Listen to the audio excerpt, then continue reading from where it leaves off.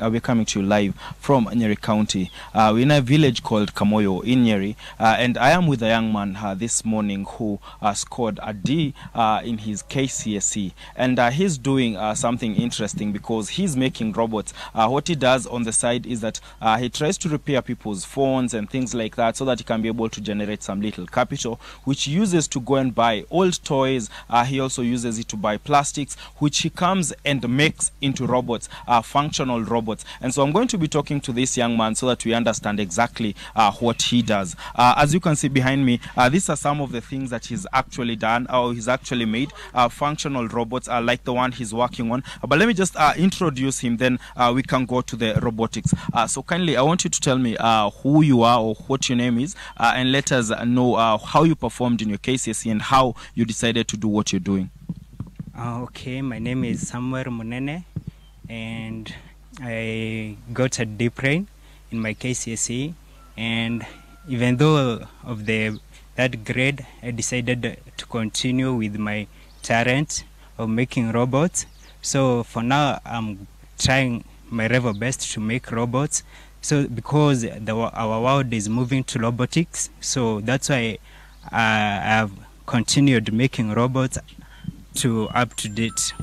All right, let me kindly ask you, can you help us understand what these robots do? For example, what is the name of this particular robot and what exactly does it do? This robot is called Zilla Max, and the reason as to why I decided to make this robot, for now it's communicating using Bluetooth also. It has also the solar, so in case of maybe there isn't any energy, so you can use the solar.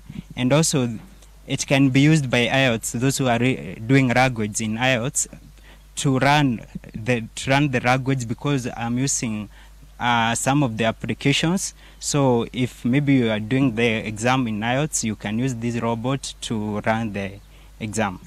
Can you help us see the way it works, or what exactly it does kindly, as even as we look upon it? Wahiga, so what this young man has done is that he goes around the neighborhood and tries to look for items that he can use. Like you will see, he uses hands that are made of plastic, but also he uses old batteries that he gets from phones so that he can be able to actually make these robots actually move. I had seen that it moves the hands, like you can see, it moves the head, and it also actually has emotions. For example, it actually can be able to blink. If you can hear, it actually is communicating. It actually has sound.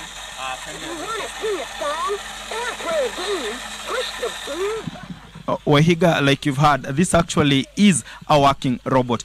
But besides such a robot, let me show you another robot. Kindly, Sam, if you can come. There's a robot that is actually functional, that is, he's calling a peg robot. For example, this peg is actually used to just ferry items, light items. If, for example, someone is doing laundry and maybe the pegs are a little bit distant, or as he moves or she moves, maybe she needs the pegs or he needs the pegs close to where he is, he can actually use this robot that is controlled using an old phone that he has modified. And as you're going to see in a bit, this actually is a functional robot and it moves. And he's not only made this kind of robots, he's also made a drone, which I'll be showing you shortly. Let me just give you this example. As you can see, this robot is actually moving. So it's very functional for a young man who actually didn't make it in his schooling, but he's been able to develop such a machine that moves forward, moves backwards. It actually indicates why it's moving when it's moving forward and when it's moving backwards. And maybe lastly, Wahiga, before we let him speak, I'll show you another gadget here. This is a drone that he's working on. He tells me that he's working on. He tells me that all he needs to do right now for it to work is just connect a battery, and we're going to be letting him do that. Kindly do that so that we see. And Wahiga, the whole point is that this young man didn't perform well in class, yet he's been able to do what so many people cannot be able to do, and his hopes and dreams are that he can actually be able to join a university outside the country so that he can actually be able to run better robotics. As you can see, there is the gadget. There is the gadget that is a drone that is actually made, and as you can see, it's still work in progress, he tells me, and he hopes that it can be actually be able to go up. And Wahiga, so that we don't dwell so much on what he's doing, let us just have a brief conversation with him so that we understand maybe why he didn't perform maybe as many people would have expected in school, but yet has been able to accomplish this. So very briefly tell us, what do you think? Why do you think that you weren't able to maybe get an A as people would have hoped, and yet you are this brilliant, for example? To me, I would just say it's because maybe I was just concentrating on electronics things. Even in school, I used to carry some of the stuffs and keep on making where I was in school. Maybe that is the reason, but also, to me, I think what I got, it was my level best because I tried my level best. Do you think the education system in Kenya is actually favors people like you, or do you think that maybe there needs to be a review to look into such people like you or others? For now, I could say it's better because they have now brought up a new system of education, which mostly they are concentrating on people's skills. Like on our days where maybe we just concentrated on the books. So I can say that the government is trying its level best because for now they are concentrating on people with skills. All right. As I let you go back to the robots, what is the future plan for you? My future plans is maybe to do a degree on robotics, and after that establish my own company on robotics where I will gather people who got talents like I do and teach them on how to make robots. So my future plans is to build a big company on robotics. All right. Thank you. As we go back, Wahiga, allow me kindly to briefly talk to a gentleman here. He runs a talent academy, and he tells me that he's actually had a lot of young people who failed in their KCSE.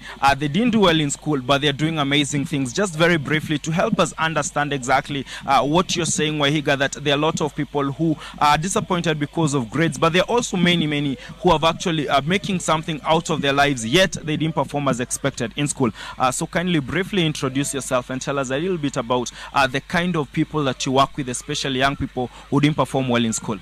Thank you so much. My name is Gatoho.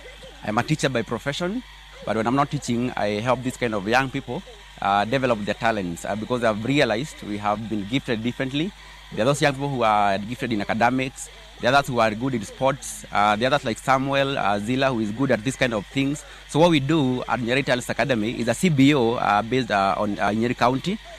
Basically, we major in young people of Nyeri County. What we do, we try to get them from the village level. Those people who have different kind of talents, be it in sports, in music, in dancing, in modeling, or this kind of amazing talents. Right now, we don't have any facilities here that we use. What we do, we volunteer ourselves. Anyone who has a skill, a specific skill on something, we help this kind of young people to come up with their talents.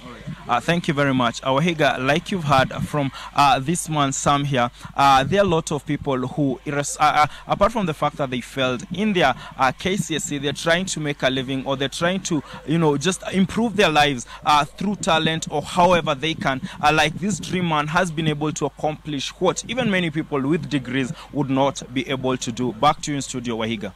Martin Munene, just a quick question for you. Can you ask that young man whether he has thought of any ways in which at this moment he can make a bit of money from that talent? Can he train others? What are his thoughts on that, even as he awaits an opportunity to get that degree in robotics? All right, I'm being asked to ask you, have you been able to find a way through your gift or talent that you can be able to make a living or make some money? And also, have you been able to, train any other people, maybe even for pay? Have you been able to do that? Oh, that's a good question. For now, I have trained like 3 people for now. And those people that I have currently trained, they are now in the process of making their own even drones and also the robots. So someone like Alpha is now in the process of making his own drone because he has been so much interested in electronics. So he always find time and come, and I always sacrifice myself to share what I have with those guys. All right. And is there anything that you do to earn a living or make some money?